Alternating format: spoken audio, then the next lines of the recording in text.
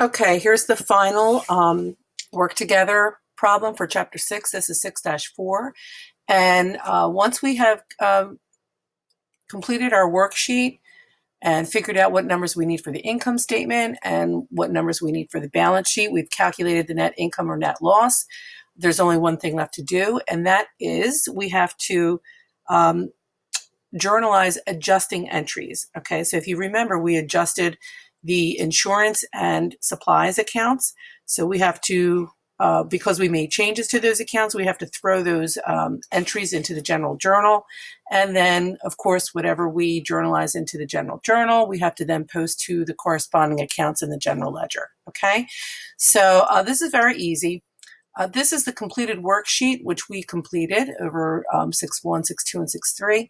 And you'll see down here, this is the completed net income. You can see the calculation of the net income here, and our debits and credits are equal for the income statement and balance sheet sections. Okay, so we're going to need to look back at this mostly for the adjusting entries. Okay, so remember up here we adjusted supplies first. Let's go ahead and come down here to the general journal. And of course we adjusted these accounts at the end of the month. So we're just going to use the end of the month date here. All right, and since we adjusted supplies first, we're going to do that one before insurance. But keep in mind that supplies, let's come up here. Supplies up here was adjusted with a credit entry. And you know the golden rule for the general journal. You always have to put the debit part of that transaction first. So we know that supplies expense was debited with 153. So supplies expense is going to be listed first because expense accounts are always debited. Okay. So our supplies expense is going to be a 153 debit, and supplies is going to be a 153 credit. You do not have to fill in anything in this document number or post reference column. Okay. And I'm just going to enter April 30th again, just to show that we adjusted the insurance account also at the end of the month. So the name of the insurance account is prepaid insurance. And, oh, I'm so sorry. I got to come back here because the expense account has to be debited. So we're going to list insurance expense first and then prepaid insurance. Okay. And insurance expense, if we come up here to this section, this was debited by 125. So we're going to enter 125 in the debit column, and then prepaid insurance is credited by 125. Okay. And just to make sure you're getting that right, so let's look up here. Supplies has a 153 credit. Down here, supplies is 153 credit. Prepaid insurance is a 125 credit. Down here, prepaid insurance is 125 credit. Okay. And then for the supplies expense and insurance expense, supplies expense is a 153 debit. That went first. And insurance expense is a 125 debit also. So that goes in here. And that's it. All right. Let's click next step. And we're going to post these two journal entries to the corresponding accounts.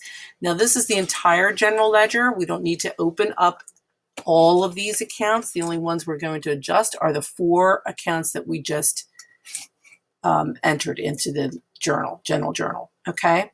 So let's come down here. We can go in order, however you want to do it, but I'm just going to go ahead, I guess, in order of how I see them. So let's see, we come across supplies first. Let's open up supplies. And on April 30th, we can just do a 30 there.